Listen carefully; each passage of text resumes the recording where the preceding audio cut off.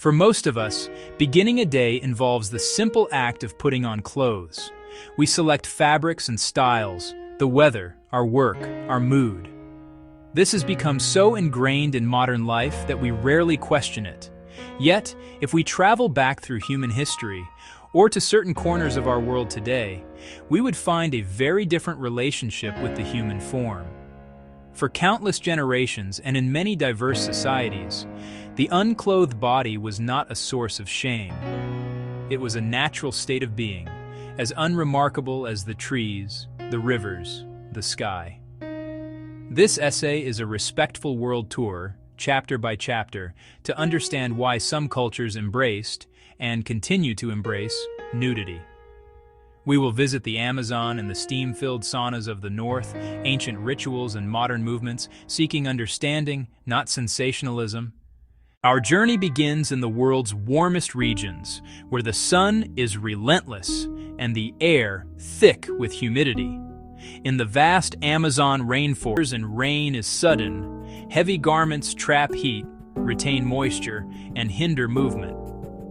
The unclothed body dissipates heat efficiently. Living with minimal clothing harmonizes with climate. The body is a primary tool, strong and resilient, and a canvas for expression. Paint, scarification, jewelry, seeds, shells, feathers. These markings signal status, clan, marital eligibility, and achievements. The form is part of the landscape. As the modern world encroaches, traditions blend. Elders may keep ancestral attire while youth adopt t-shirts and shorts. Change is nuanced.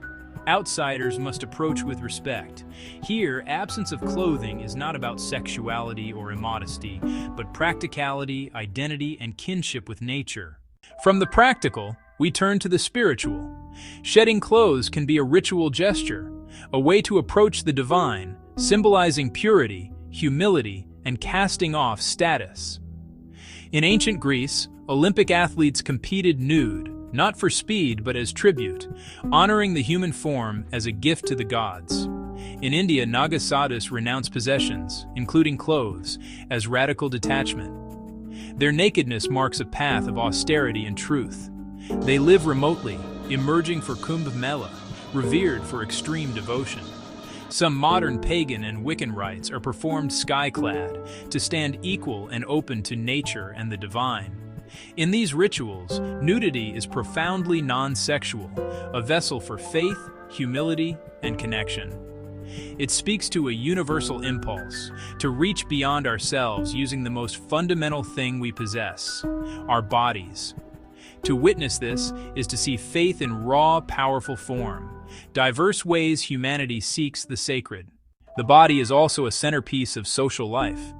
In Rome, grand bathhouses were social hubs. Citizens gathered unclothed to bathe, exercise, conduct business, debate, and gossip.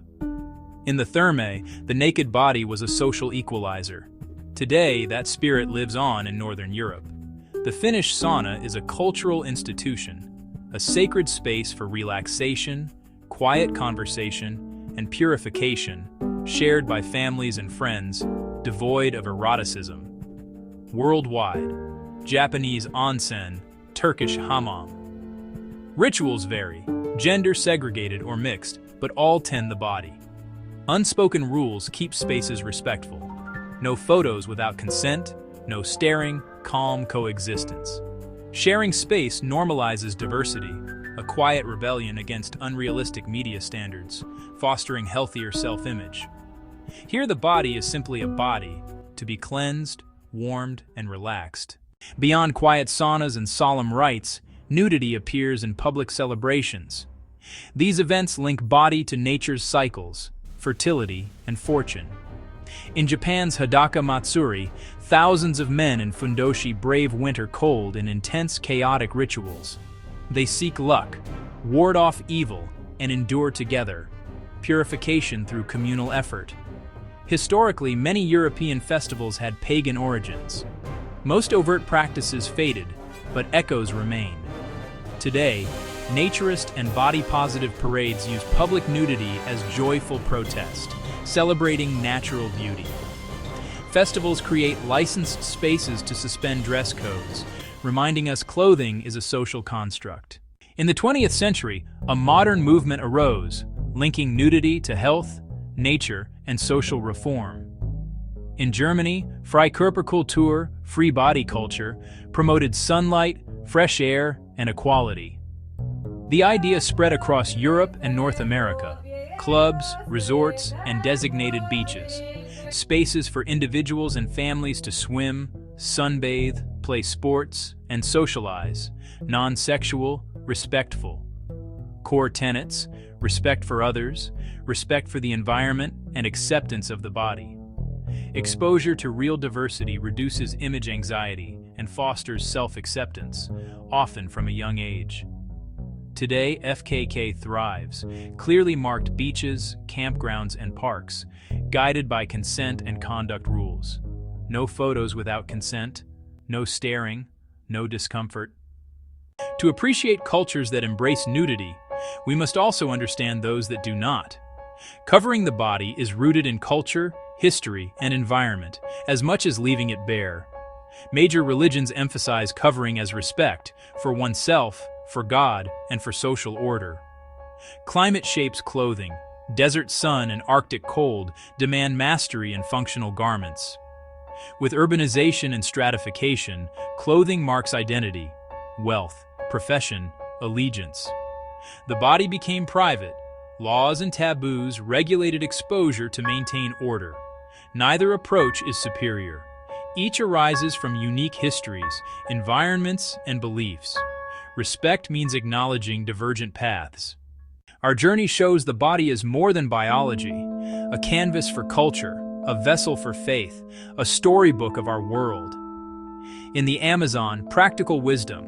In India, spiritual renunciation. In Finland, social well-being. In Japan, collective joy and hope. These living traditions connect people to history, environment, and each other. There is no single correct way to be human. Encounter customs with respect. Ask, listen, observe. Seeking the why reveals shared humanity, whether clothed in fabric or adorned with sunlight.